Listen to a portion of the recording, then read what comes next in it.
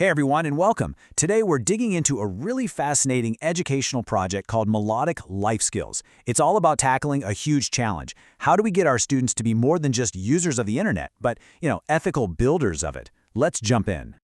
So, this is the big question, right?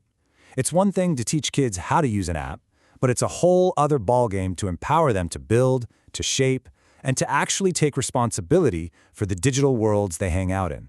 So, how on earth do you do that?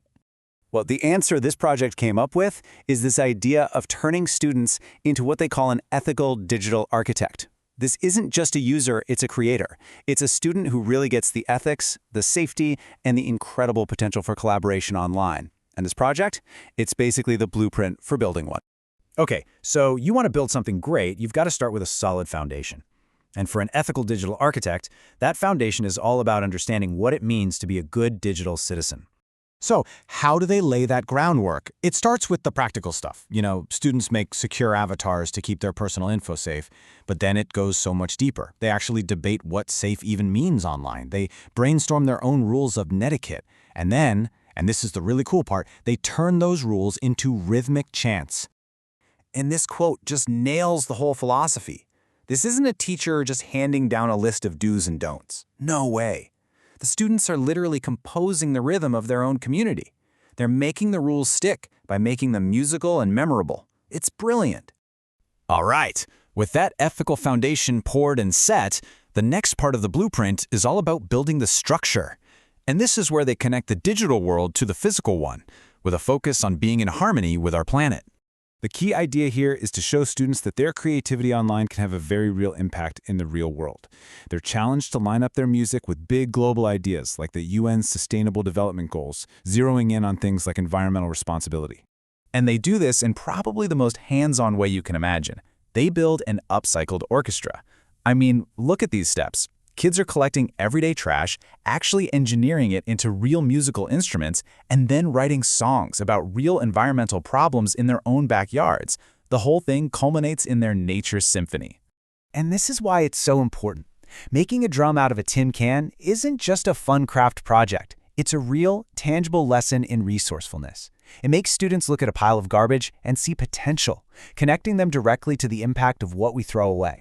So we have our foundation and our structure. The next part is the wiring, the stuff that connects all these ideas, and more importantly, connects the students to each other. And they do it through the universal language of rhythm. Now, this is where the project gets truly inventive. They have this concept called rhythm as code.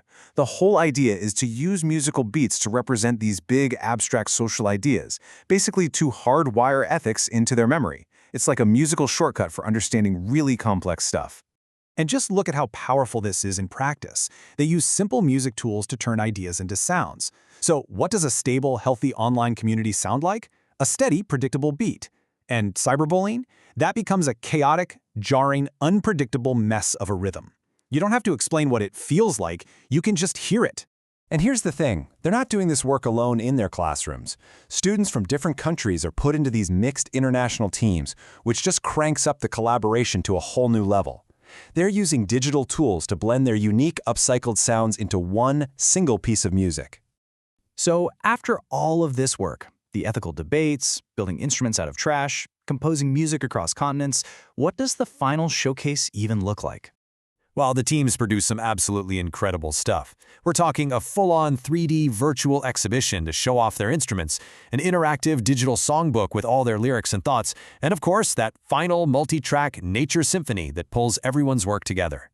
But, and this is the big twist, for all the amazing effort that goes into creating these final products, they aren't actually the main point of the project. This chart tells the whole story. Success is measured on a 70-30 split.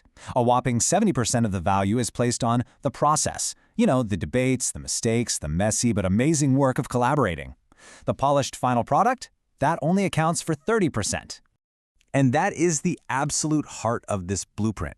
The goal isn't just to make a song. The goal is to build an ethical digital architect. And that happens during the process. The real learning, the good stuff, it's in the making, the arguing, the problem-solving, not just in the finished piece. It really leaves you with a fascinating question to chew on, doesn't it? What if more of our education was designed this way? What if the syllabus wasn't just a list of topics to get through, but a symphony to be composed? Together. Something to think about. Thanks for watching.